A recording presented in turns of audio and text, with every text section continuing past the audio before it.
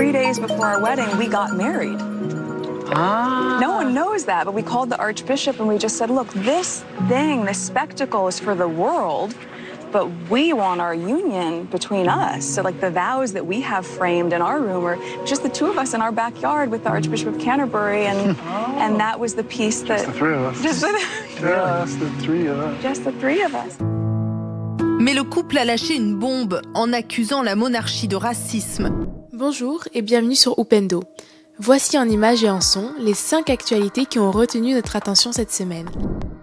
C'était un procès très attendu aux USA. Le procès de Derek Chauvin, le policier accusé du meurtre de George Floyd, a débuté cette semaine avec la sélection des jurés. Une étape judiciaire qui a lieu 9 mois après le drame ayant rouvert les plaies raciales aux États-Unis. La famille de George Floyd avait également déposé plainte au civil en juin 2020 contre la ville de Minneapolis et les 4 policiers impliqués dans sa mort. Dans ce volet civil, la famille Floyd a conclu un accord à l'amiable avec la ville de Minneapolis et va recevoir 27 millions de dollars de dommages. This case is much bigger than anybody could ever imagine, and so because of that, it has sparked, movement, people's impressions and ideas and thoughts about different organizations. So I'm pretty confident that we'll end up with a fair and impartial jury. And I have to believe that anyway, because in order to get the outcome that we want, we have to believe that the right people are there. La famille royale britannique est-elle raciste ? C'est la question que tout le monde se pose aujourd'hui après l'interview choc de Meghan Markle et du prince Harry depuis les États-Unis dans une émission de la célèbre présentatrice Oprah Winfrey. Le couple estime qu'il n'a pas eu le choix de partir. La duchesse de Sussex assure même qu'elle a eu des idées suicidaires mais n'a pas eu beaucoup de soutien de la part de la famille royale.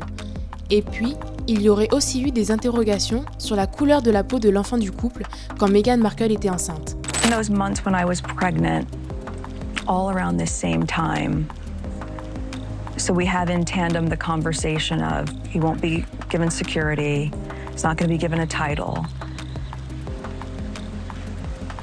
and also concerns and conversations about how dark his skin might be when he's born. What? And who is having that conversation? That conversation I'm never going to share. Le Japon a commémoré cette semaine les 10 ans de la catastrophe de Fukushima. Un rappel des faits. Le vendredi 11 mars 2011, un séisme de 9,1 sur l'échelle de Richter survient à 130 km au large des côtes nord-est de l'archipel du Japon. Ce séisme sera suivi d'un puissant tsunami, puis par l'explosion d'un réacteur à la centrale nucléaire de Fukushima. Une lame, atteignant jusqu'à 30 mètres de haut, provoque la mort de 18 000 personnes.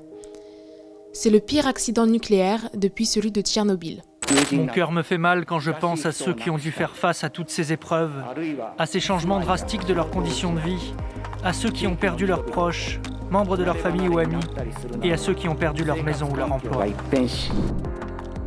La Côte d'Ivoire est en deuil. Le premier ministre du pays, Ahmed Bakayoko, est décédé cette semaine d'un cancer à l'âge de 56 ans. Il avait été récemment évacué en Allemagne. Ce décès intervient 8 mois seulement après le décès d'un autre premier ministre ivoirien, Amadou Gon Coulibaly. Ça m'a touchée. Parce que vraiment, un grand homme comme ça peut mourir, vraiment, c'est vraiment, je ne sais pas ce qu'il faut dire, ça me dépasse. C'est une perte lourde pour le pays parce que c'est un homme modéré, selon mon approche, c'est un homme modéré. Et je pense que c'est un bon facilitateur politique, mais c'est dommage qu'on l'ait perdu. C'est dommage pour le pays, c'est dommage pour les Ivoiriens, c'est dommage, voilà. On a perdu un grand homme, la Côte d'Ivoire a perdu un grand homme. Un homme gentil, un homme bien, qui respecte l'homme. Même quand il voit un enfant de 10 ans dans la rue, il le respecte. En tout cas, la Côte d'Ivoire a perdu quelqu'un de valeur. C'était un voyage risqué, mais le pape François a quand même voulu le faire. Le chef de l'Église catholique a achevé cette semaine sa visite en Irak. Un déplacement historique dans ce pays, qui compte l'une des plus vieilles communautés chrétiennes du monde. L'objectif du pape était de venir soutenir les chrétiens du pays, mais aussi d'apporter un message de réconciliation nationale dans un pays ravagé par la guerre.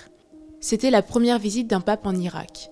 Il a notamment rencontré le grand ayatollah Ali Sistani, la plus grande autorité pour de nombreux chiites d'Irak et du monde.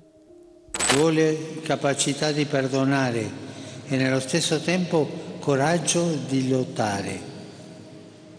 So che questo è molto difficile. Insieme a tutte le persone di buona volontà diciamo no al terrorismo e alla strumentalizzazione della religione. Rendez-vous dimanche prochain pour un nouveau récap actu. D'ici là, n'oubliez pas de suivre Upendo sur Instagram, Facebook, YouTube, Twitter, LinkedIn et TikTok.